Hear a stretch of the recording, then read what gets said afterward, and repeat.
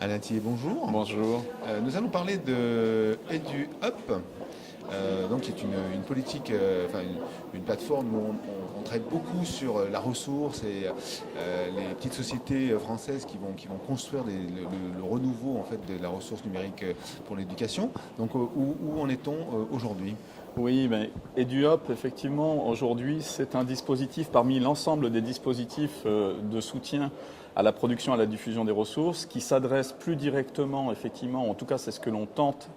dans le renouvellement que nous avons opéré avec le bulletin officiel de l'éducation nationale du 14 juillet 2016, article de référence, pour soutenir la production de ressources numériques pour l'école, donc pour enseigner des contenus et des services associés, à destination plus particulièrement des startups et des PME du numérique, puisque nous avons défini 4 axes prioritaires pour le moment. Un axe prioritaire sur la production d'applications mobiles en lien, bien entendu, avec le plan numérique pour l'école. Un autre axe sur la politique d'école inclusive, donc tout ce qui continue sur le numérique et le handicap, qui était déjà l'objet de la commission multimédia, donc renouvelée en commission EduUp, pour aller donc dans le sens des startups, bien entendu. Un troisième axe qui est, lui, dédié à la politique, je dirais, à toutes les ressources qui permettent des approches transversales, pluridisciplinaires, là aussi dans le sens de l'accompagnement de la réforme. Et un dernier axe autour des ressources qui permettent le travail collaboratif des élèves, donc qui permet aux enseignants de permettre un travail collaboratif des élèves, toujours avec des contenus et des services associés. Est-ce qu'on peut parler un peu des pépites de cette action-là, des projets qui sont sortis de cette nouvelle politique? Alors effectivement,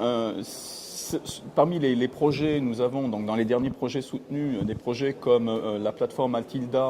Mathilda.fr pour lutter contre les discriminations, l'égalité filles-garçons, etc. On a des plateformes du type Ercilia sur l'éducation à l'image. On a Educarte, qui est une offre que nous avons soutenue. Il y a aussi les applications mobiles de l'Aetoli Production, en particulier sur la théorie du genre, sur les questions donc de SVT, mais pas seulement, puisqu'on peut travailler autour de l'éthique et on a du jeu mélangé, on va dire, avec du travail très sérieux, puisque ceci est fait avec le Muséum d'histoire naturelle, qui d'ailleurs est entré comme partenaire EduTech. Voilà, vous voyez, notre boucle se boucle par là. Salvoum Éducation sur les gestes qui sauvent. Vous voyez, on n'est pas seulement sur de l'enseignement disciplinaire, on est aussi sur du transversal pour pouvoir accomplir l'ensemble des missions qu'ont à accomplir les enseignants et l'ensemble de ces apprentissages. Alors on attaque une sorte de période de transition, mais j'imagine qu'à la DNE, vous préparez le terrain, vous êtes encore dans des propositions. Oui, alors sur ces propositions et sur cette transition, effectivement, d'abord sur la commission EduUp elle-même, cette commission, effectivement, nouveau texte OBO, je l'ai dit, objectif dématérialisation, fluidification de l'étude des dossiers, études en ligne, donc effectivement on est sur une année de transition qui a vu également et qui voit également un petit changement puisque la reconnaissance d'intérêt pédagogique, qui était la marque RIP que nous avions, va être mis, on va dire, en sommeil ou réservé en marque EduUp pour les projets qui auront abouti, les projets qui auront été soutenus, qui ont été aboutis, puisque d'un autre côté, le portail de recherche et de présentation Myriae doit comporter des avis de pairs. Donc voilà, on est en train de modifier également un petit peu l'approche pour justement renforcer l'appui à la diffusion et la reconnaissance des produits et des services qui seront proposés et soutenus via EduUp.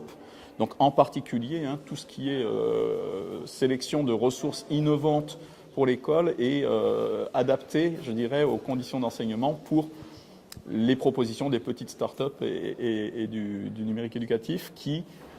auront là, je pense, en tout cas c'est ce qu'on espère, un guichet un peu plus rapide et un petit peu plus facilement identifié que les grands appels d'offres, les investissements d'avenir où on fait de la recherche et du développement et où on n'est pas forcément sur les mêmes montants de soutien. Donc effectivement, EduUp pour les startups, pour la EdTech. On y croit et on espère que les uns et les autres viendront sur EduSchool découvrir le nouveau dossier de soumission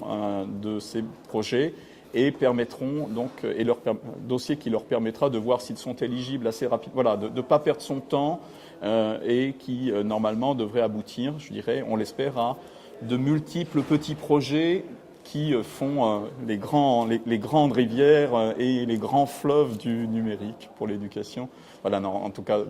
toute plaisanterie gardée, un souci véritablement de porter un appui à des projets innovants, c'est un terme souvent employé, à des ressources qui sont véritablement utiles et utilisables rapidement dans les classes par les élèves et par les enseignants.